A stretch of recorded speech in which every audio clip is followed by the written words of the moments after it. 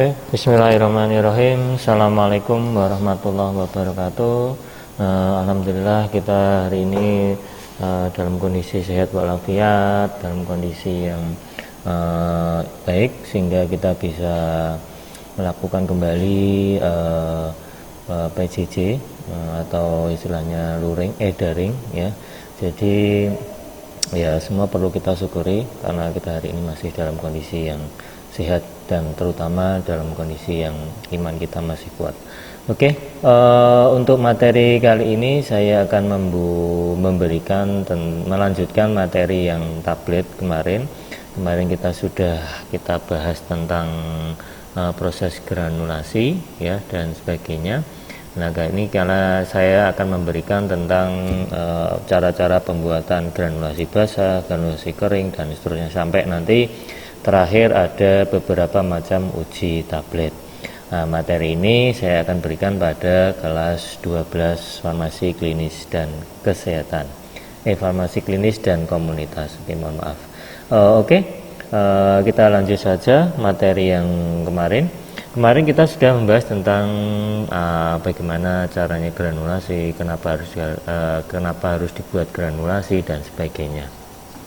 Kali ini kita akan melanjutkan ya. Jadi granulasi biasanya ada beberapa macam, yaitu ada granulasi kering dan granulasi basah. Kemudian nanti kalau pembuatan tablet nanti bisa menggunakan kempa langsung. Nanti juga kita akan bahas.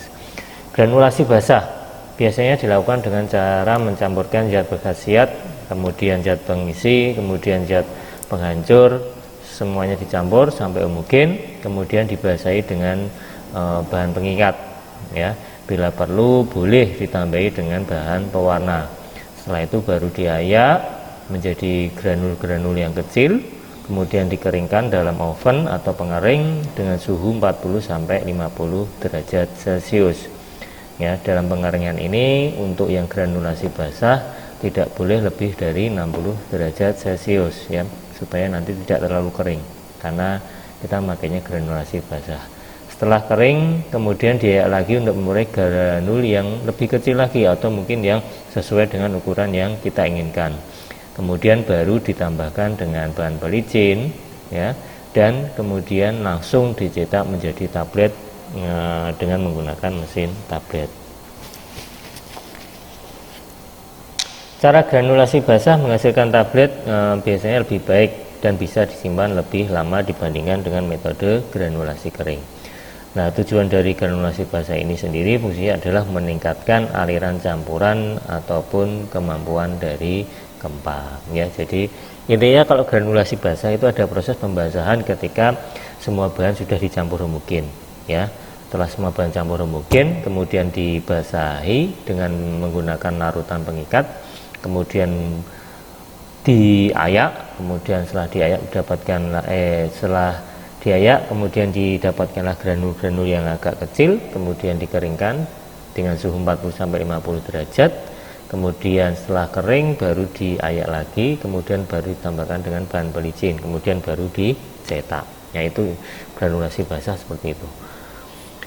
Keuntungan dari metode granulasi basah adalah yang pertama memperoleh aliran yang baik ya, kemudian yang kedua bisa meningkatkan kompresibilitas, kemudian yang ketiga untuk mendapatkan berat jenis yang sesuai, kemudian yang keempat yaitu bisa mengontrol pelepasan, mau pelepasan di lambung, mau pelepasan di usus dan seterusnya. Mencegah pemisahan komponen campuran selama proses ya, kemudian distribusi keseragaman kandungan ya, jadi kandungannya kemungkinan bisa diseragamkan. Kemudian bisa meningkatkan kecepatan disolusi atau kecepatan pecahnya di dalam lambung kalau kita ingin tabletnya pecah di lambung. Kekurangan ya, banyak tahap dalam proses produksi yang harus divalidasi ya, dari mulai pencampuran tadi bahan awal, kemudian dari pembasahan, kemudian granulasi itu sendiri dan seterusnya. Biayanya cukup tinggi ya, karena menggunakan bahan-bahan yang tadi banyak.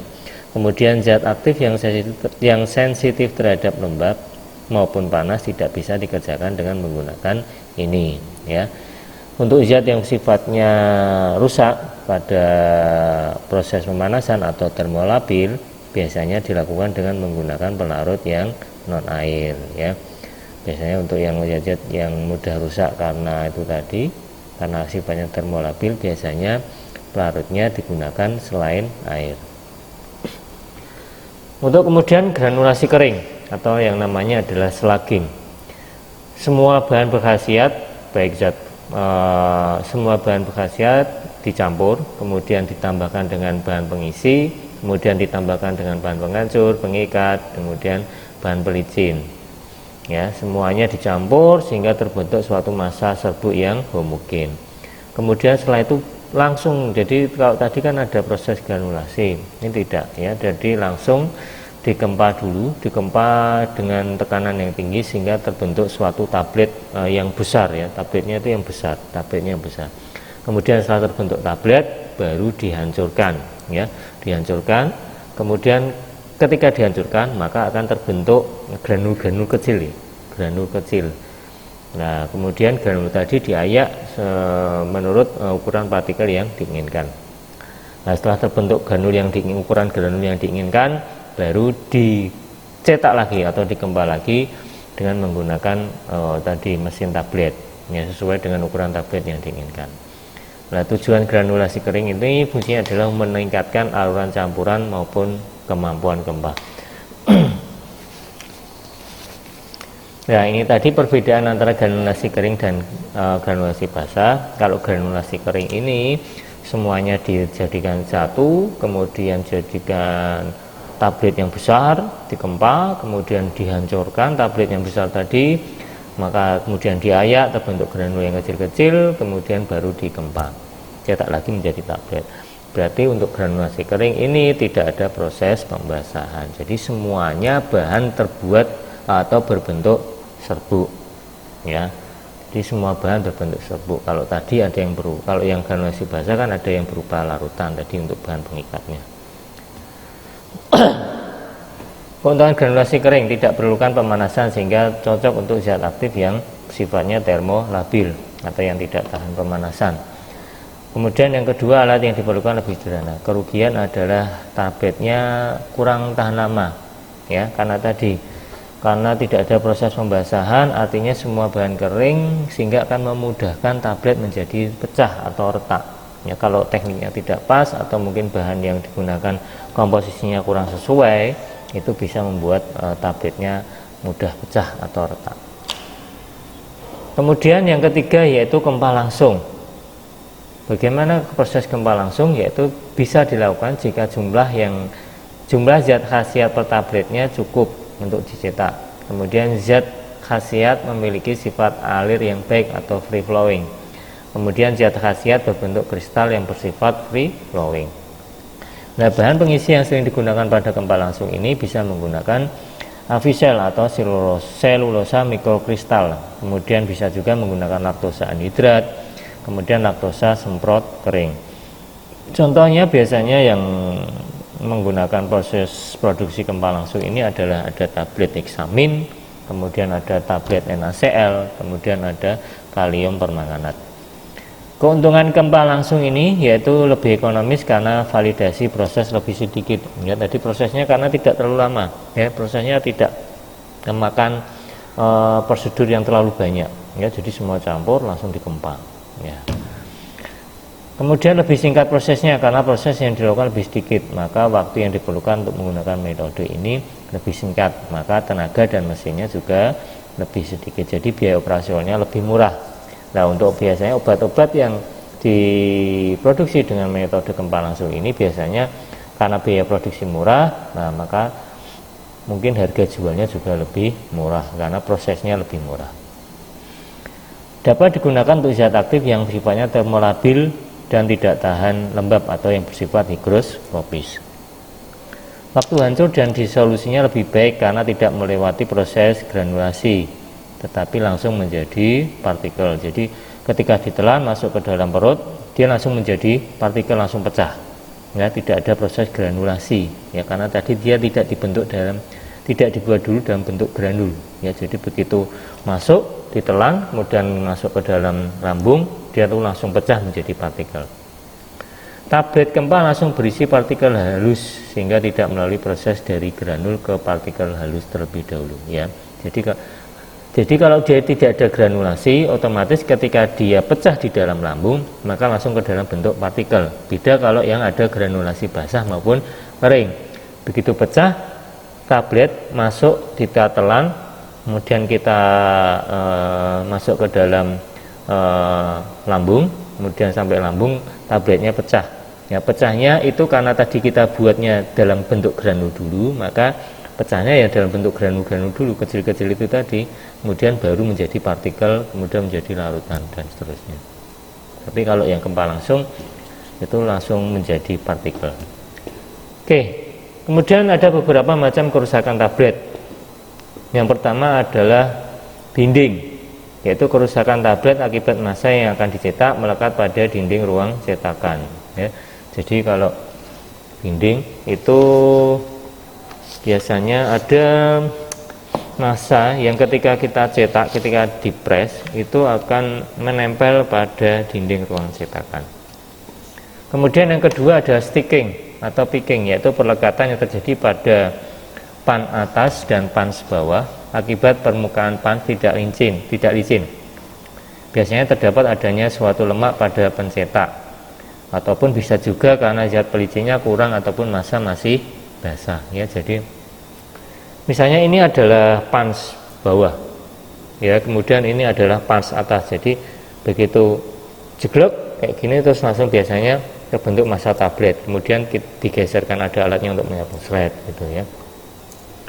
Mungkin kalau mau video yang lebih komplit nanti bisa lihat di YouTube, itu banyak.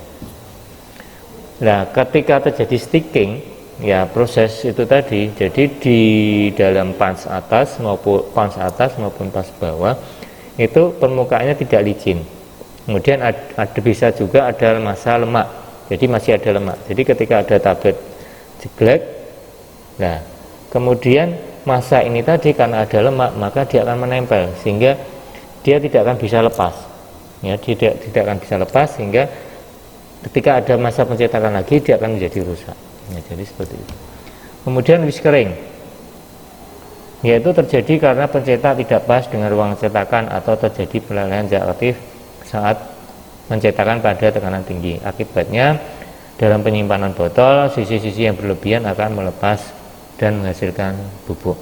Jadi kalau whiskering ini masanya pencetak tidak pas, jadi mungkin masih agak geser, ya. Jadi geser, harusnya penuh seperti ini, tetapi karena dia geser, maka ketika ada tablet kemudian dicetak, nah ada yang sisi yang berlebih, ya, istilahnya deledek, ya, ada sisi yang berlebih.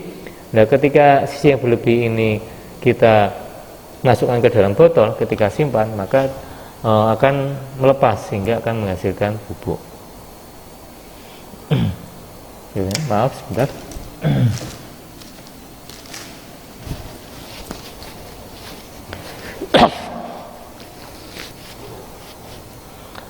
Kemudian yang keempat ada splitting ataupun capping. Splitting adalah lepasnya lapisan tipis dari permukaan tablet terutama pada bagian tengah. Sedangkan capping sendiri yaitu membelahnya tablet di bagian atas, ya. Penyebabnya mungkin bisa jadi pengikatnya adalah kurang, ya. Jadi bisa jumlahnya kurang ataupun daya pengikat dari tadi bahan pengikatnya kurang. Kemudian massa tablet terlalu banyak serbuknya, ya. Jadi karena terlalu banyak serbuk maka udara yang dari luar itu tadi bisa masuk ke dalam massa tablet sehingga ketika dicetak, nah udaranya keluar, ya. Begitu kan ditekan jeglek, nah itu nanti udaranya akan keluar. Nah begitu udaranya keluar maka tablet yang harusnya tadi rapat atau padat, jadi rapat itu tadi, karena adanya udara yang menguap maka akhirnya tabletnya akan pecah, ya, akan membelah. Kemudian tenaga yang diberikan pada pencetakan tablet terlalu besar sehingga udara yang berada di atas massa yang akan dicetak sukar keluar ataupun ikut tercetak. Nah kalau yang ini justru udaranya masih ada di dalam, ya. Karena apa? Karena tenaga yang diberikan pada pencetakan tablet terlalu besar, ya. Jadi ketika tenaga yang terlalu besar jeblek, nah kemudian udaranya itu masih terjebak di dalam. Nah, ketika proses penyimpanan, nah udara ini tetap dia akan di dalam, ini kan akan berusaha untuk mencari jalan keluar. Nah, udara yang berusaha mencari jalan keluar ini tadi akhirnya dia akan meretakkan tablet sehingga tablet akan menjadi pecah. Kemudian yang selanjutnya bisa juga karena formulasi tidak sesuai.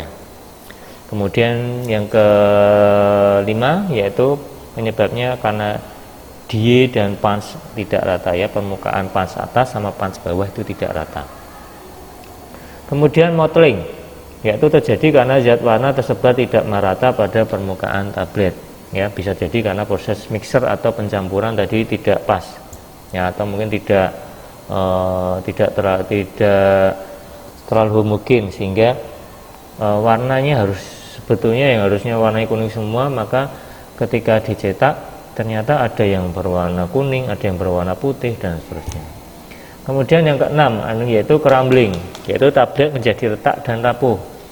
Penyebabnya adalah adanya kurang tekanan pada pencetakan tablet dan kurangnya zat pengikat. Oke. Kemudian kita masuk ke salah-salah tablet. Salah-salah tablet yaitu yang pertama adanya keseragaman menurut FI edisi 3 maupun 4, yaitu yang pertama adalah keseragaman ukuran. Untuk FI edisi 3 itu mensyaratkan diameter tablet tidak boleh lebih dari 3 kali dan tidak kurang dari sepertiga tebal tablet, ya. Jadi diameter tablet tidak boleh lebih dari 3 kali, diameternya tidak boleh lebih dari 3 kali dan tidak kurang dari 1/3 kali tebal tablet. Kemudian keseragaman bobot. Untuk keseragaman bobot sendiri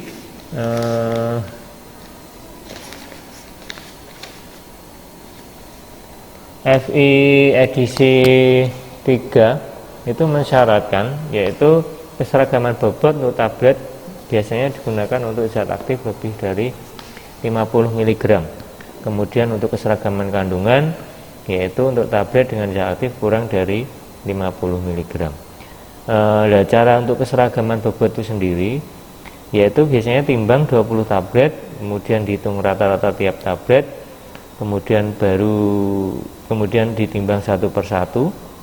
Nah, jika ditimbang satu persatu beratnya tidak boleh lebih dari 2 tablet, ya. Nah, itu tadi untuk penyimpangan bobot rata-rata biasanya untuk di FI edisi 3 ada, ya, nanti bisa dicari sendiri. Kemudian waktu hancur. Waktu hancur untuk tablet biasa dengan menggunakan air pada suhu 36 sampai 38 derajat Celcius sebanyak 1 liter. Biasanya diuji adalah 5 tablet ataupun 6 tablet. Untuk tablet yang tidak bersalut itu tidak boleh, waktu hancurnya tidak boleh lebih dari 15 menit. Untuk ya salut gula maupun salut selaput, waktu hancurnya tidak boleh lebih dari 60 menit. Kemudian tablet salut enterik, ya caranya yaitu pelarut dengan menggunakan HCl 0,06 N normalitas sebanyak kurang lebih 250 ml pada 3 jam pertama. Kemudian baru ditambahkan pada larutan datar dengan pH 6,8 dengan suhu 36 sampai 38 derajat Celcius pada 1 jam selanjutnya. Biasanya untuk tablet salut enterik ini sendiri biasanya kurang lebih dari 2 jam, ya, setelah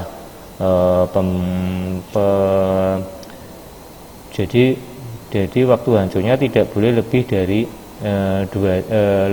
2 jam setelah ini tadi pemberian larutan datar.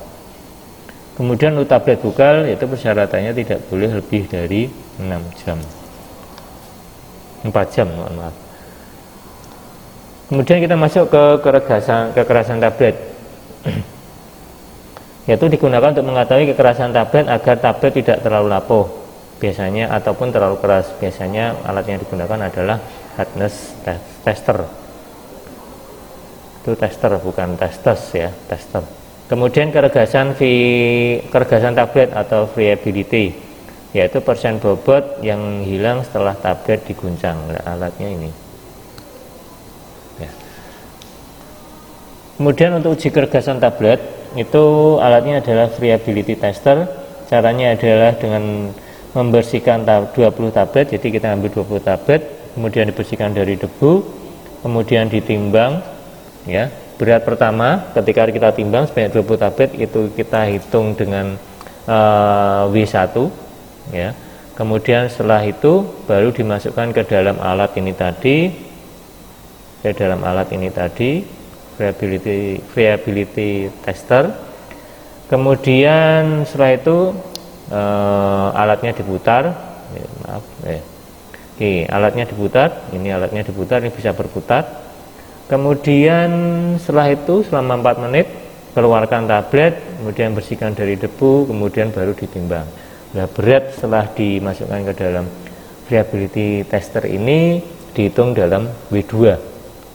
Nah, rumusnya yaitu W1 kurangi W2 per W1 dikalikan 100%. Maksimal batas kerapuannya adalah kurang dari 0,8%. Jadi harus di bawah 0,8%. Kalau di atas ini tidak akan diterima, sehingga tabletnya akan gagal atau direject istilahnya. Untuk pengemasan sendiri biasanya tablet disimpan dalam wadah tertutup rapat ya, disimpan di tempat yang sejuk dan terlindung dari cahaya, dan harus diberikan etiket. Dalam etiket wadah kemasan tablet harus disebutkan nama tablet, kemudian nama-nama zat berkhasiat, kemudian jumlah tablet atau jumlah zat berkhasiat dalam tiap tablet. Oke, demikian materi tablet dari saya. Jadi setelah ini nanti kemungkinan minggu depan kalau masih ada waktu mungkin kita bisa ulangan harian. Oke, terima kasih atas perhatiannya, kurang lebihnya mohon maaf. Semoga kita selalu diberikan keimanan dan kesehatan. Wassalamualaikum warahmatullahi wabarakatuh. Salam semangat.